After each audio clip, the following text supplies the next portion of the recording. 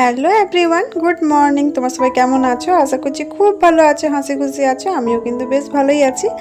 এখন কিন্তু স্মৃতি স্কুলে যাবে, তোর বাবাকে একটু চা করে দিলাম। তো বিস্কুট ছিল না কোটোর মধ্যে, সেই জন্য একটু বিস্কুট প্যাকেটটা খুলে আমি ঢেলে নিলাম। তো দেখো স্মৃতি স্কুলে যাচ্ছে, তো আমি একটু নিচে গেছিলাম ওকে ছাড়তে। তো ওকে বাই করে দিয়ে চলে এসেছি আমি। আর আসার পরেই আমি উপরে ভাবলাম কাজগুলো করব। তো কাজ কি করব, তার মধ্যে দেখছি যে ডাস্টবিনের যে আসে গাড়ি নিয়ে আর কি, সে চলে এসছে। ও কিন্তু একেবারে 7টার সময়তেই আসে। তো ভালোই হলো, নোংরা টোংরা সব কিছু ফেলে আমি কুয়ার পাড়ে ওই যে ডাস্টবিনের বালতিটা থাকে আর কি, সেটা কিন্তু মেজে ধুয়ে নিয়ে আসি। তো একেবারে হাতে টাতে হ্যান্ড ওয়াশ নিয়ে পরিষ্কার করে নিয়েছি। তো ভাবলাম একটু চাটা খেয়ে নিই। আর ও যেহেতু আজকে একটু স্মৃতিকে স্কুলে ছাড়ার পর একটু নিজের কাজে বাইরের দিকে যাবে আর কি, তারপরেই আসবে। তো ভাবলাম আমি চাটা খেয়ে নিই।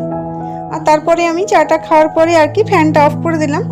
আর ফ্যানটা অফ করা আমি এই জন্যই দেখালাম, কেন আমার কিন্তু হ্যাবিট যে এই রুম থেকে আমি অন্য রুমে বেরিয়ে যাই, তখনই কিন্তু সঙ্গে সঙ্গে আমি ফ্যানগুলো অফ করে দিই আর কি। আর স্মৃতি বা ওর বাবার মধ্যে হ্যাবিটটা একেবারেই এটা খারাপ আর কি, যে যেই রুম থেকে বেরোবে সেই রুমে কিন্তু ফ্যান চলতেই থাকে। তো তখন কিন্তু আমি আবার গিয়ে গিয়ে চোখ চেক করে দেখি আর বন্ধ করি। তো সেটা আমার একটা এক্সট্রা কাজ আর কি। তো সেটা আমি সবসময় তো ওদেরকে বলিও, তো ওরা মেনে নেয়, কিন্তু সেটা বন্ধ করে না। তো সেই জন্য আমি আজকে বন্ধ করলাম, তো তোমাদেরকে দেখিয়ে দিলাম। তো এক এক করে জানলা টানলাগুলো খুলে নিচ্ছি। আর ব্যালকনির কিন্তু সব জানলাগুলো খুলি না, বৃষ্টি হওয়ার পর যখন একটানা বৃষ্টি হয় তারপর যখন রোদ দেয় তখনই কিন্তু খুলি। তো ব্যালকনির মধ্যে যে কাপড়গুলো ছিল সেগুলো বেশ শুকিয়ে গেছে। আর এই দেখো 1-2 দিনের কাপড়, যেহেতু বৃষ্টির জন্য ভালোভাবে শুকোচ্ছিল না, সেই কাপড়গুলো কিন্তু ভাঁজ করে রাখা হয়নি। তো সেইগুলোই দোলনার মধ্যে তুলে দিলাম, কেন এখনই তো ঘরগুলো ঝাড় দেবো, তখন কাপড়গুলো যদি থাকে তাহলে নিচেটা মাটিতে ঝাড় দিতে অসুবিধা হয়। তো সেই জন্যই। আর এই যে এখনই ঠাকুর ঘরটাও ঝাড় দেবো, সেই জন্যই প্রদীপটাও তুলে নিলাম। আর তারপরে একেবারে যে গাছগুলো রয়েছে উপরে সেইগুলোতে একটু জল দিয়ে দিলাম। তো একটু একটু জল খুব একটা দিই না, কেন এখন যেহেতু বৃষ্টি হচ্ছিল, তো বৃষ্টির জল তো জানলার মধ্যে আসছিল, তার জন্যই। আর দেখো এখানে কিন্তু ফুল গাছগুলো এখনো ফুলগুলো সেভাবে ফুটেনি, কিন্তু একটু বেলা হলেই দেখবে কি সুন্দর ফুলগুলো ফুটে গেছে। আর যেহেতু তুলসী গাছটার মধ্যে আমি এখন জল দিই প্রতিদিন আর কি, তো দেখো কি কত তাড়াতাড়ি গাছটা বেড়ে গেছে আর অনেকটাই লম্বা হয়ে গেছে, তাই তোমাদেরকে একটু দেখিয়ে দিলাম। আর দেখো এই বিছানাটার কি অবস্থা আর কি, স্মৃতি স্কুলে গেছে তো স্কুল ড্রেস খোলা ছিল আর কি। আর সন্ধ্যের দিকে এরা এখানে পড়তে বসে, তো একেবারে বিছানাটা খুবই নোংরা করে দেয়। তো আমি কিন্তু রাত্রিবেলা তার বিছানাটা পরিষ্কার করি না, এটা একটা এমনি থাকতে দিয়ে দিই, যেহেতু আর এখানে রাত্রিবেলা তো শুই না, তো সেই জন্য এমনি রেখে দিই। যদি কোনো দিন সময় হয় বা সুবিধা থাকে তাহলে কিন্তু পরিষ্কার করি, নইলে কিন্তু আর পরিষ্কার করি না সেভাবে। সেই জন্য একেবারে সকালবেলাতেই পরিষ্কার করি। আর এই যে আমি ঘরটা ঝাড় দিতে এসেছি, টেবিলটা পরিষ্কার করলাম, এটাই কিন্তু কাজ নয়। তার আগেই তো জানোই এইদিকে অনেক খেলনা ছড়িয়ে ছিটিয়ে থাকে, সেইগুলো কিন্তু তুলে নিলাম, জায়গার জিনিস জায়গাতে রেখে দিলাম। হ্যাঁ, রাখাটাই শুধু আর কি। তারপর তো আবার ঘুম থেকে উঠে এসেই আবার কিন্তু পুরো ঘরটাতে মেলা করে দেবে আর কি।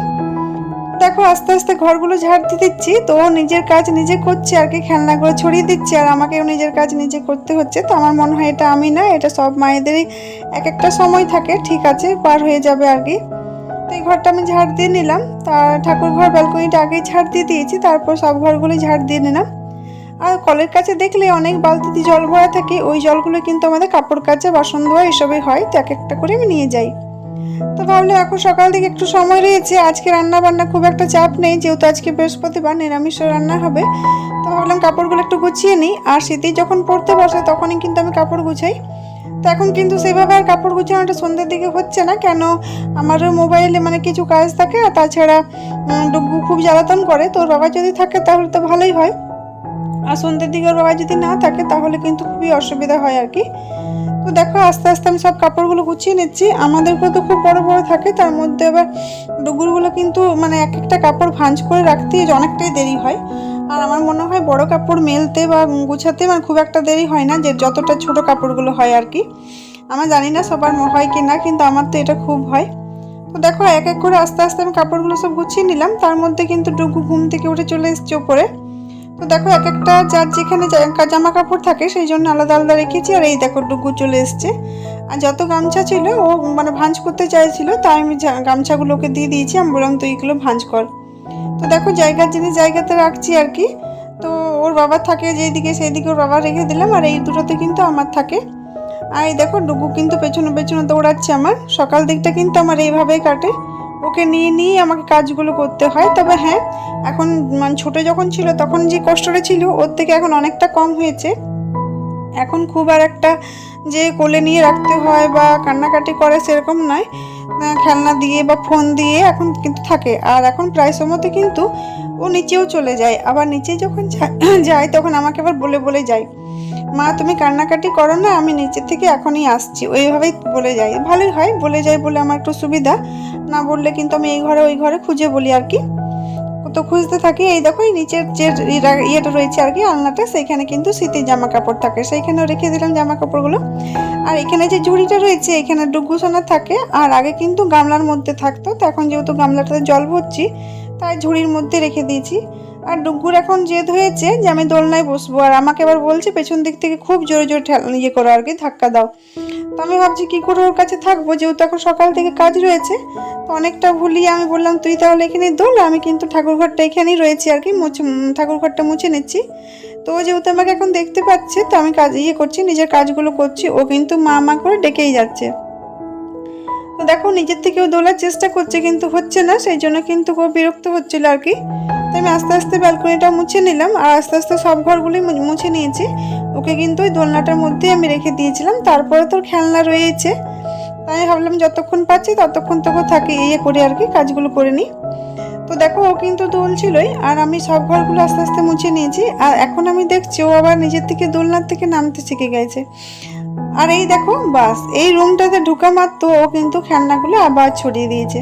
আর এই যে ছড়িয়েছে এটা কিন্তু রাত পর্যন্ত থাকবে, এটা কিন্তু আর আমি সেভাবে, হ্যাঁ একটু সাইডে করে দিই পুরো ঘরের মধ্যে, কিন্তু আমি আর কিন্তু ওই বক্সটার মধ্যে ভরি না। তো দেখো আমি এখানে সব কাপড়গুলো ভিজিয়ে নিচ্ছি, আর এই উপরের ঘরের চাদরটা তো আজকে ভিজিয়ে নিচ্ছি এখন, তোমরা দেখতে পাচ্ছ। আর নিচের যে আমার বড় বেডটা রয়েছে সেটার বেডশিটটাও আমি আজকে জুমা যখন এসেছিলো কাচার জন্য তখন কিন্তু আমি ওকে কাচতে দিয়ে দিয়েছিলাম। আর ওই যে কাপড়গুলো দেখছো নিচে পড়ে রয়েছে সেইগুলো কিন্তু ডুগুর হিসি কাপড় রয়েছে, হিসি করে যেগুলোতে।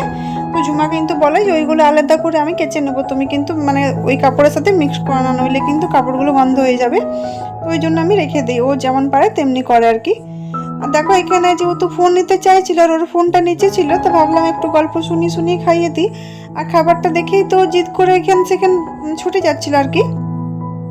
তো দেখো চিনির কৌটোটা আমি ধুয়ে রেখেছি, তো শুকিয়ে গেছে বেশ ভালোই। এখন চিনিটা ভাবছি এটার মধ্যে ঢালবো না, চিনিটার মধ্যে কিন্তু খুব মানে পিঁপড়ে লেগে যাচ্ছে। তো বড় কৌটোর মধ্যে যে চিনিটা রয়েছে সেটার থেকে এখন চা করছি। তারপর একেবারে যখন আলাদা চিনি নিয়ে আসবে দোকান থেকে তখনই কিন্তু আমি ভাবছি ঢালবো। আর রান্নাঘরটা তো কতদিন ধরে ভাবছি একটু ডিপ ক্লিন করবো, কিন্তু আর হয়ে উঠছে না। এই রান্নার যে ঘরের কাজ থাকে সেই সবের মধ্যেই আমার 11টা বেজে যাচ্ছে। তখন মনে হয় ডুগুকে নিয়ে একটু থাকি, আর যেহেতু 11টার পর কিন্তু ডুগু আর আমার কাছে ছাড়া থাকতে চায় না। আমার কাছে মানে কি আমার কাছেই থাকে, কিন্তু মানে ও বিছানার মধ্যে আসতে চায় এভাবে। তো দেখো এখানে আজকে নিরামিষের মধ্যে ভাবছিলাম কি রান্না করবো, তো পটলটা ভেজে দিলাম, পটল ভাজা খেতে তো আমি ভালোই বাসি। আর বললে একটু আলু সেদ্ধ করে দাও, আলু মাখাও খেতে ভালোবাসে, তো সেটা আবার পেঁয়াজ ছাড়া। আর দেখো একটু পরে কিন্তু ফুলগুলো কি সুন্দর ফুটে গেছে, একটু আগেই তোমাদেরকে দেখিয়েছিলাম ফুলগুলো কিন্তু কিভাবে কুড়ি টাইপের ছিল, এখন কিন্তু বেশ ভালোভাবে ফুটে গেছে। তারপরে ঝুমা এসে কাপড়গুলো কেচে দিয়ে গেল, আর ও বলছে এখন রোদ রয়েছে বৌদি, তো এখন এই কাপড়গুলো মেলে নাও। আমি তখন ঝটপট কাপড়গুলো মেলতে চলে এসেছি ছাদে। তো দেখো এটা নিচের ঘরে বেডশিটটা হচ্ছে, আর এটা কিন্তু উপরের ঘরে বেডশিটটা। এই উপরের ঘর যে বেডশিটটা পাতি সেটা কিন্তু অনেকটাই বড়। আমি ভেবেছিলাম এটার পিসটা একটু মানে কাটিয়ে আর বালিশের কভার করে দেবো। তো দেখা যাক, সেভাবে তো আর দেওয়াও হচ্ছে না, সব কিছুতে একই রকম চলছে, না কোথাও যাওয়া হচ্ছে না কিছু আনা হচ্ছে, বাস এইভাবেই দিনটা কেটে যাচ্ছে কাজে কাজে। তো দেখো যা যা কাপড় ছিল একটু মানে এখানে মেলে নিলাম। আর অতগুলো কাপড় মেলতে তো আমি দেখাইনি, অনেকটাই প্রচুর কাপড় ছিল, ওই দিকে আলনাতে মেলেছিলাম আর কি। আর এখানে এই ক্যালেন্ডারটা আমি টাঙিয়েছি, তাহলে উপরে আমার দেখতে সুবিধা হয়। ওই রুমটাতে ক্যালেন্ডার রয়েছে আর এই রুমটাতে ক্যালেন্ডার ছিল না, তো ডেট কখনো মাঝে মধ্যে কখন কি পুজো দেখতে দরকার হয়, তাই এটা আমি টাঙিয়ে নিয়েছি।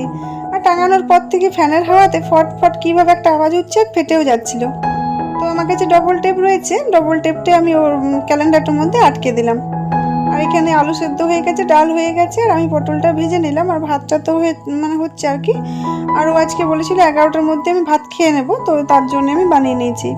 আর ভালোই হয়েছে, ও তাড়াতাড়ি করে ভাতটা খেয়ে নিয়েছে, তারপর আমরাও দুপুরবেলাতে খেয়েছিলাম। তো দেখো এখানে শসা কিছুটা কেটে রেখেছি স্যালাডের মতো আর কি, তো পেঁয়াজ টিয়াজ দিইনি, এমনি শুধু শসাটা কেটেছি। আর এই স্মৃতি স্কুল থেকে মানে বায়না নিয়ে এসছে আজকে আমাকে ম্যাগি বানিয়ে দিতে হবে।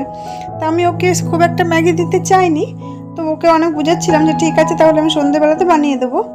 আর ওদের স্কুলে ফাংশন রয়েছে, তো সেটাতেও পার্টিসিপেট করেনি, কেন ও একটু বাইরে যাওয়ার আছে, আমার সাথে যাবে না, ও আমার জায়ের সাথে যাবে, তো সেই জন্য ও নাচ টাচ করছে না। তো ওর ম্যাম ওকে বলছে কেন করছিস না, তো সেটা নিয়েই গল্প করছিল। ওর কিন্তু নাচ করারও ইচ্ছে রয়েছে আর বাইরে ঘুরতে যেতেও ইচ্ছে রয়েছে, এবার দেখা যাক কী হয়। তো দেখো এখানে বিছানার চাদরটা তো আগেই তুলে নিয়ে চলে গেছিলাম, কিন্তু চাদরটা পাতাই হয়নি। তো এখন একটু ফাঁকা রয়েছি, মানে উপরে সব দিকটা সামলে নিয়েছি, তারপরে যখন একটু ফাঁকা হয়েছি তখন আমি বেড কভারটা পেতে দিলাম নিচে। উপরে যতক্ষণ না আমি একটু ভালোভাবে ফাঁকা হয় ততক্ষণ কিন্তু আমি নিচে সেভাবে আসতে পারি না। তো দেখো এখানে ঝুমারা কাজ করছিল, ঝুমা জবাদি দুজনেই তো কাজ করে, তো ওদের সাথে গল্প করতে করতে আমি কাজগুলো করে নিচ্ছি। আর এই বালিশ এই বিছানাটা কিন্তু খুব একটা আমার মানে এলোমেলো হয় না, ওই বিছানাটাই বেশি হয়। আর এই বেডশিটগুলো দেখছো, একটা আমার রাত্রেবেলা আমি ঢাকা নিয়েছিলাম, একটা স্মৃতি ঢাকা নিয়েছিল। ফ্যানটা চলতে গেলে আবার ঠান্ডা ঠান্ডা লাগে, জানলা তো খুলেই না, তাও ঠান্ডা ঠান্ডা লাগে এখন। তো দেখি স্ট্যান্ড ফ্যানটাও তেমনি করে ভরাই হচ্ছে না, আমি ভাবছিলাম দরকার হবে আর কি। তো দেখো ওই মানে চাদরগুলো যেগুলো গায়ে নিই সেগুলো কিন্তু যেখানে জিনিস সেখানে রেখে দিলাম। আর তারপরে এসেই কিন্তু আমি একেবারে স্নান টান করে নিয়েছি। হ্যাঁ, রান্নাঘরে যা বাসন টাসন ছিল সব মেজে নিয়েছি, গ্যাস ট্যাস পরিষ্কারও করে নিয়েছি। তো স্নান করার পর একটু চুল আঁচড়ানো, সিঁদুর পরা, যা যা হয় আর কি প্রতিদিন, সেইগুলো করে নিলাম। আর সকালবেলাতে যে কাপড়গুলো মেলে গেছি সেইগুলো কিন্তু তুলে নিচ্ছি, এত মানে প্রচুর রোদ দিচ্ছিল, তো তার জন্য কাপড় কিন্তু শুকাতে সেভাবে সময় লাগে না। তো এখন প্রায় বাজে 12টা, তো 12টার মধ্যে দেখছি কাপড়গুলো শুকিয়ে গেছে, আর মেলে গেছে কিন্তু আমি 10টার সময়তে।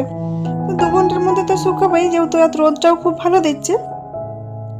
আর দেখো এখন মানে ছাদে যেহেতু রোদও রয়েছে, আর কি সুন্দর লাগছে ওয়েদারটা, দারুণ লাগছে আর কি।